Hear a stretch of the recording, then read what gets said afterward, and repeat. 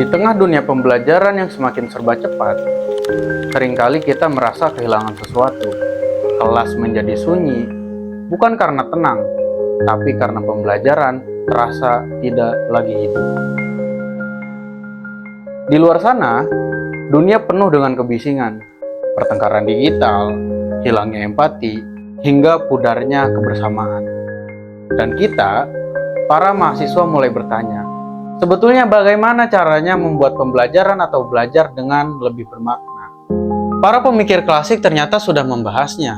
Durkheim misalnya menyebut fenomena ini sebagai anomi, ketika aturan moral mulai memudar dan manusia mulai kehilangan arah. Selain Durkheim, pemikir seperti Ibnu Khaldun misalnya berbicara tentang asabiyah, yang dimana kekuatan solidaritaslah yang menyatukan masyarakat. Maka saat kebersamaan itu hilang, pembelajaran pun melemah. Di zaman kita, ternyata fenomena atau gejala demikian itu muncul kembali.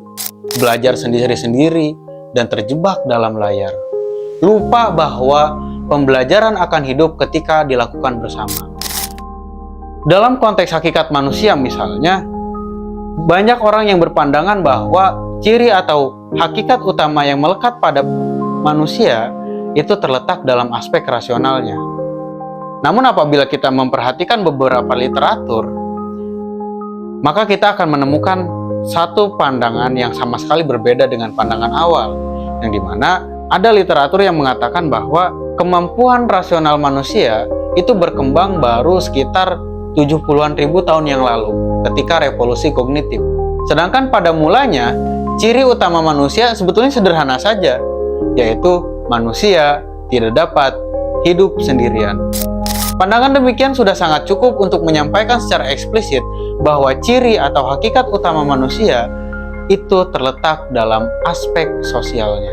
Teologi mengingatkan hal lain. Al-Ghazali misalnya menulis tentang penyakit hati yang dapat menghalangi manusia dari kebaikan, seperti kesombongan, kelalaian, dan amarah. Thomas Aquinas pun menegaskan bahwa moralitas bukan sekedar aturan, tetapi moralitas adalah fondasi harmoni sosial. Tentunya, tanpa nilai, belajar hanya akan menjadi rutinitas kosong. Namun dengan nilai, belajar akan menjadi jalan untuk kita melakukan perbaikan diri. Dalam filsafat, Aristoteles mengajarkan etika kebajikan, bahwa manusia itu tumbuh melalui karakter yang ia latih. Ibnu Sina di sisi lain menyebut bahwa akal adalah cahaya yang menuntun manusia dari kegelapan menuju pencerahan, dari kesalahan menuju kebenaran. Di era ini, kita membutuhkan pemikiran kritis, kebijaksanaan, dan keberanian untuk bertanya apa makna belajar bagi kita. Mungkin jawabannya ada dalam kilas balik klasik, pemikiran yang lahir ratusan atau bahkan ribuan tahun yang lalu, namun justru memberi arah bagi pembelajaran hari ini. Kini, tugas kita lah para mahasiswa untuk menghidupkan pembelajaran melalui kreativitas, kolaborasi, dan gagasan yang bermakna. Inilah kilas balik kita, refleksi sosiologis, teologis, dan filosofis untuk masa depan yang lebih utuh.